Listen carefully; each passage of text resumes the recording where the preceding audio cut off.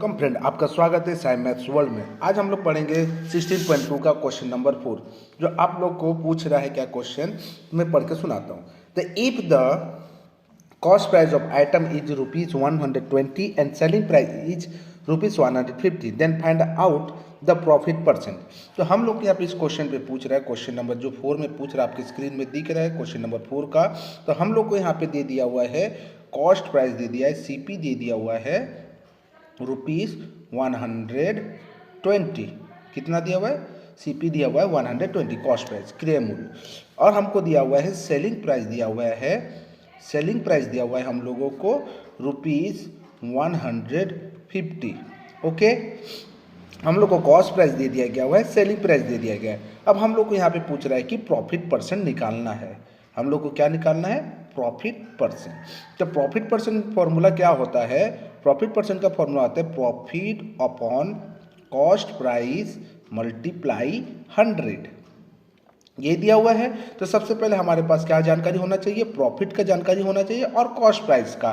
तो सबसे पहले हमारे पास क्या है? यहाँ पे कॉस्ट प्राइस का जानकारी दे दिया हुआ है।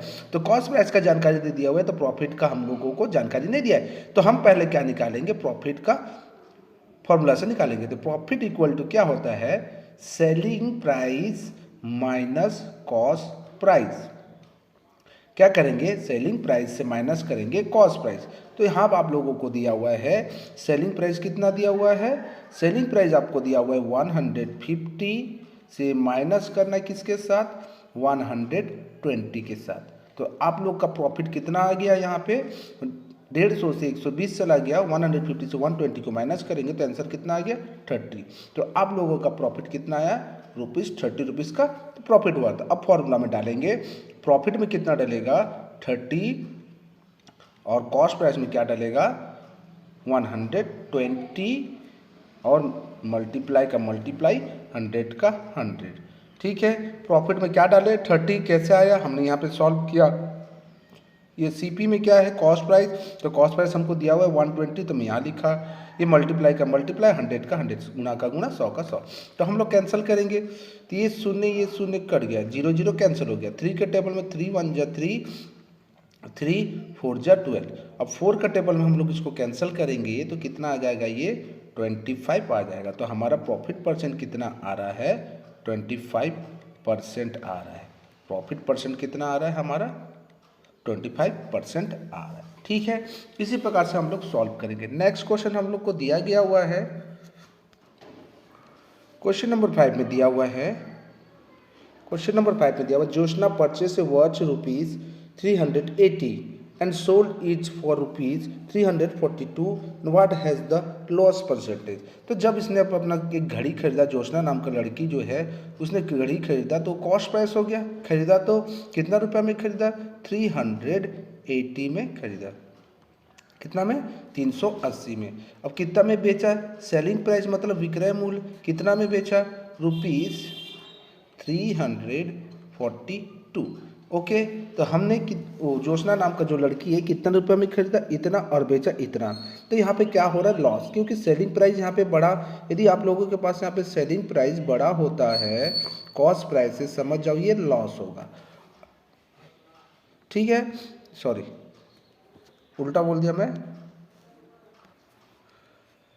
सेलिंग प्राइस यदि बड़ा होता है, सॉरी मैं उसमें गलत बोल दिया था। सेलिंग प्राइस यदि बड़ा होता है कॉस्ट प्राइस से, तो हम समझ जाएंगे क्या है? प्रॉफिट।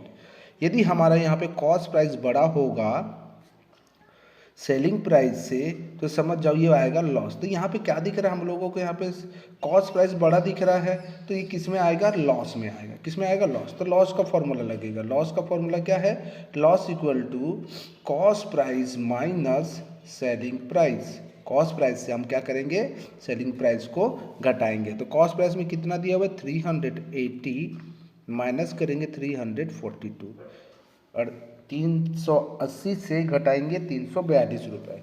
ठीक है, घटा दिए तो कितना आया?